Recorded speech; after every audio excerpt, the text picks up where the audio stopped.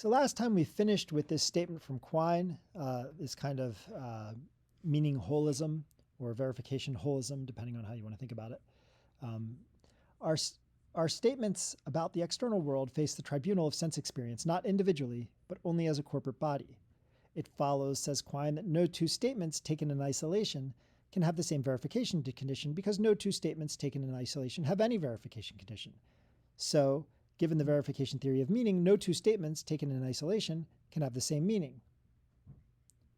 Now, that doesn't follow that no two statements taken in isolation can have any meaning, because you might reject the verification theory of meaning. Quine's point is, if you try and appeal to the verification of theory of meaning to save analyticity, you're bound to fail. Why are you bound to fail? Because the analyticities that you try and create, like you try and say a tiger is a large, that tiger is large, means the same thing as that orange striped thing is large, and so on and so forth. You're never going to get a analyticity because none of those statements will have verification conditions. Okay, so then the question becomes, why does he think that no statements taken in isolation can have verification conditions? Why does he think that our statements about the external world face the tribunal of sense experience, not individually, but as a corporate body? So let's look at some reasons. For any statement S, if verificationism is true, then there is an experience or set of experiences E such that if E is true, that is, if you have E, then S is false. Okay? So there's a set of experiences that can show that S is wrong. But there is no set of experiences E such that if you have E, then you know S is wrong. And this is the holism, and we'll talk more about why that is in a second. So meaning verificationism is false. So I call this an upshot, but this is really more like elaborating why somebody would accept meaning holism. So let's think about the standard way people often present the scientific method. They say the scientific method works like this. You have some theory, and your theory or hypothesis, whatever you want to call it, and it implies some observations. Then you go out and you make those observations, and you conclude or infer that your theory is true. You could do this probabilistically if you'd rather, so that this isn't strict implication, like you have some theory and it raises the probability of some observation. So when you make that observation, you say you've confirmed your theory, you've raised the probability of your theory. First thing to notice about this, of course, is that it's a logical fallacy, right? This is called affirming the consequent. It has the form P, then Q, Q, therefore P. That's not a good form of reasoning. That's like saying if you're a sister, then you're a female. Dana is a female, therefore Dana is a sister. Well, it doesn't follow from the fact that Dana is a female and that if she's a female sister, then she's a female, that she must be a sister, because she could be one of those females who has no siblings. But Quine is going to provide a different objection. He's going to say, look, premise one, theory then observation, is always false. No theory ever implies an observation, certainly not in any strict sense, and not even in any like, if this theory is true, then this observation is like incredibly probable kind of sense. And moreover, no theory implies any set of observations. To see why not, suppose this, or notice this. When a theory predicts some observation, but you fail to see that observation, you have a choice. You can either reject the theory, or you can reject some auxiliary assumption that plays a role in the connection between the theory and the observation. Now, there's no reason why you'd understand this right now. I'm just saying it so you can sort of like have it in your head as we go through some examples. So here are the examples. But before we do, just let me say this again. To see why it's the case that no theory ever implies an observation or set of observations, notice this. When a theory predicts some observations, but you go out and you look for those observations and you don't get them, you have a choice. You can either reject the theory, or you can adjust some background assumption that led to that theory, led you to think that the theory implied that observation. I know the writing here is off, but I said it correctly. Okay, so consider a couple of examples. Suppose my theory predicts that the Earth is cooling, but my measurements suggest that it's warming. I can say that my background theory about how measurements work was off, and so the measurements are unreliable. That background theory about how the measurements work is crucial to my claim that if the Earth, if my theory that the Earth is cooling is true, then I'll see, lower temperatures across the globe when I measure, when I measure, ocean temperatures and air temperatures at various places. Well, suppose I have the theory that the Earth is cooling, I measure things at various places, I say it implies that I'll get these measurements of cooling, I don't get those measurements, well, I can rationally say, I better recalibrate my equipment, because my equipment must have been off. And if you think that's irrational, and I'll go through a few examples that are similar, if you think that's irrational, I'd want you to notice the following. Well, I guess I'll give a simple case. You're in a high school physics class, and you get some result that contradicts some well-established laws of physics. Are you going to conclude that the well-established laws of physics are false? Of course not. You're going to conclude that you screwed up your measurements. So you say, look, the theory that this well-established law is true implies that I'll see this. You don't see that. So instead of concluding that the theory is false, you conclude that your measurements were off. You screwed things up somehow. The point being, the claim that the theory implies that you'll get that observation really isn't that the theory by itself implies that you'll get that observation. It's rather that the theory plus a whole bunch of background assumptions about your measurements being reliable and various other things imply that assumption at best. Here's another case.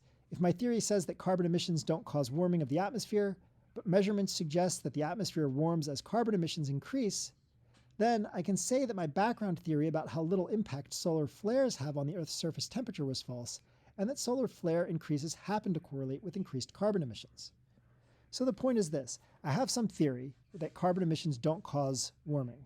And I say, look, given my theory that carbon emissions don't cause warming, I predict that I will observe that as carbon emissions increase, warming does not increase, or maybe even there's cooling.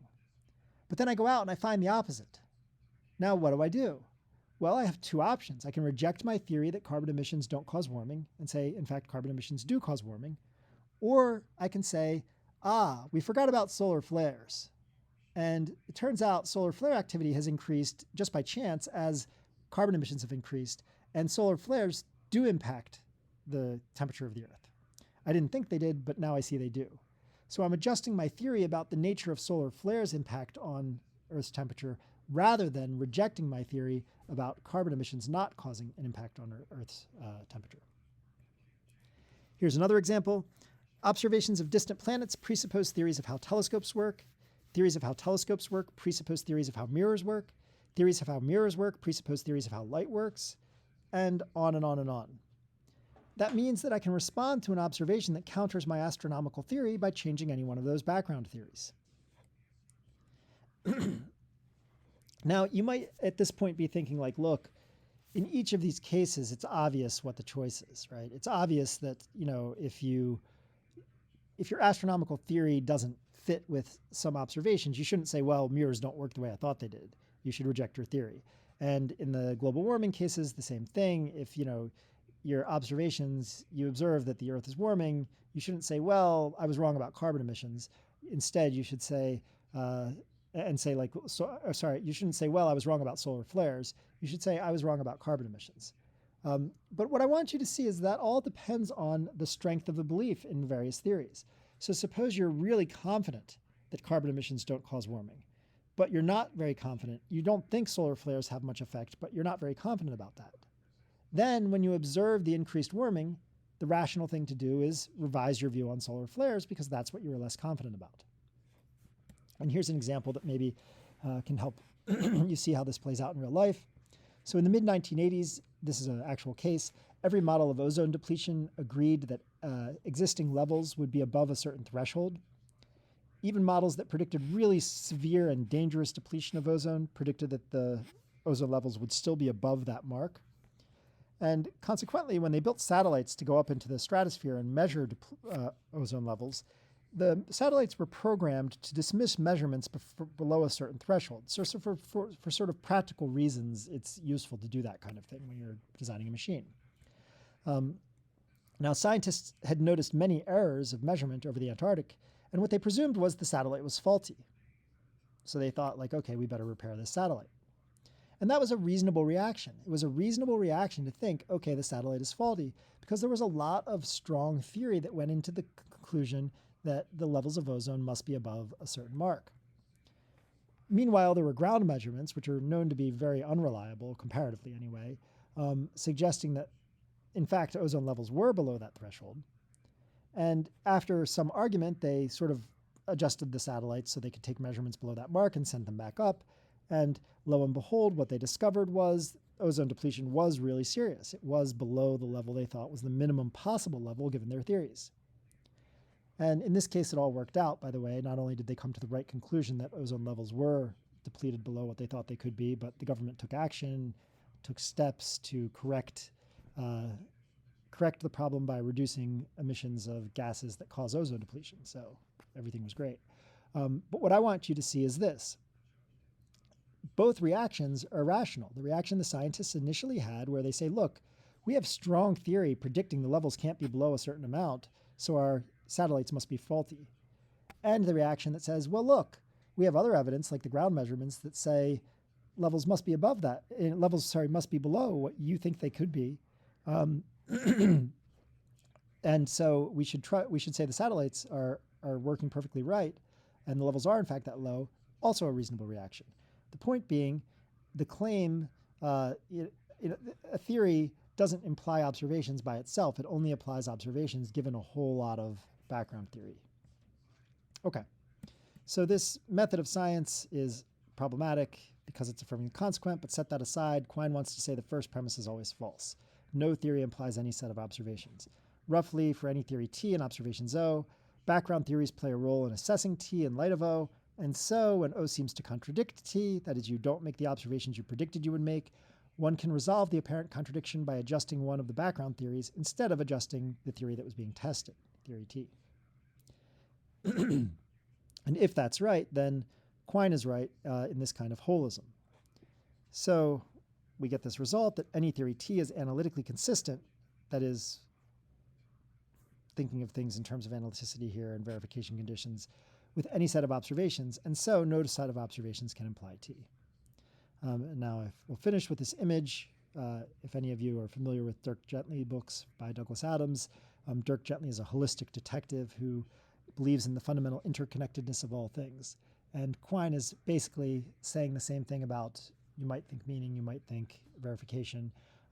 But what he's saying basically is either he's saying the meaning of an expression is fixed by your entire body of theory, or at least that the verification condition or justification for belief in some theory is fixed by isn't a matter of how that theory alone fares against incoming experience, but rather a matter of how all theories that you hold fare against incoming experience. Okay, so we'll stop there.